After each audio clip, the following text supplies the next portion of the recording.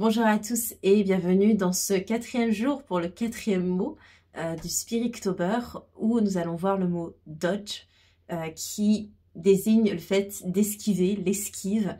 Et je trouvais évidemment l'occasion trop belle pour vous parler de l'évitement spirituel, de ce concept.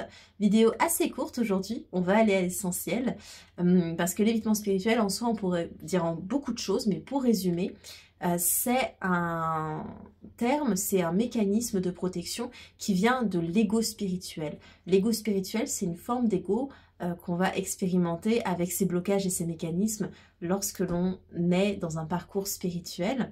Et cet évitement spirituel peut apparaître notamment quand on va se servir de la spiritualité pour échapper ou ignorer les réalités terrestres avec les inégalités sociales, les difficultés auxquelles on peut faire face et simplement le fait que certains individus ont moins de chance que nous. Donc c'est aussi éviter notre privilège en tant que éviter le rapport à notre privilège pour certaines personnes, ou encore le fait d'éviter tout simplement de prendre des responsabilités, de prendre parti, de prendre position sur un sujet collectif.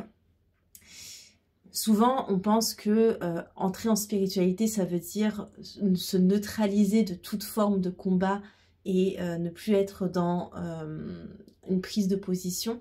Mais ça peut aussi retranscrire une forme de fuite où on ne va plus regarder les problématiques qui sont là, qui existent et qui font partie de notre quotidien. On va aussi volontairement ignorer le fait que pas tout le monde peut forcément avancer au même rythme que nous parce que on n'est pas tous sur la même ligne de départ. Donc on va vraiment se servir de la spiritualité comme une justification. Par exemple, et c'est souvent des choses assez culpabilisantes, par exemple, si tu le veux vraiment, tu le peux. Ou il te suffit de manifester ça, ou d'en avoir réellement envie, ou de t'y mettre. Ça peut être des choses comme moi si je l'ai fait, tu peux le faire. Bref, il y a plein d'exemples et c'est ignorer que justement, socialement parlant, on est tous soumis à des limitations terrestres plus ou moins différentes et on ne peut pas comparer ou on ne peut pas imposer aux autres une forme de... Et on peut difficilement comparer notre cheminement à celui des autres de manière égale, en tout cas sans prendre en considération les problématiques de chacun.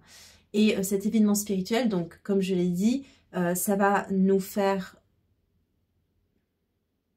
ignorer le fait de prendre des responsabilités quant à sa vie, par exemple quand on veut fuir. Alors donc il y a vraiment deux choses principales au niveau de cet évitement spirituel. Ça peut être soit pour éviter des choses pour lesquelles on n'a pas envie de prendre responsabilité dans sa vie ou des choses auxquelles on n'a pas envie de faire face. Donc on va fuir dans la spiritualité pour éviter ces choses-là. Et la deuxième chose, c'est de se servir de la spiritualité comme... Et la deuxième chose, c'est de se servir de la spiritualité comme justification des causes sociales ou des choses qui se passent dans le monde sans du coup s'y impliquer. Ah c'est comme ça parce que c'est son chemin. Ah c'est comme ça parce que elle ou il n'a pas assez manifesté ou que sais-je. Ou alors aller dans ses croyances limitantes, etc.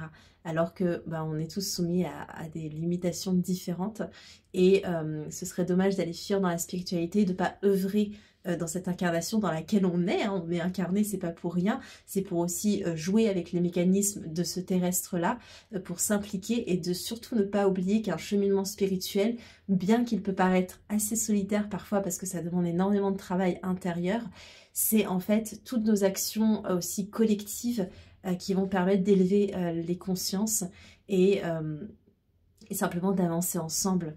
Donc c'est utopique de laisser toutes les causes collectives, sociales, que sais-je, de côté parce que on est en train de vivre une spiritualité. La spiritualité c'est fait aussi pour se transposer, suivre et accompagner toutes les challenges et les problématiques qu'on peut avoir dans notre incarnation.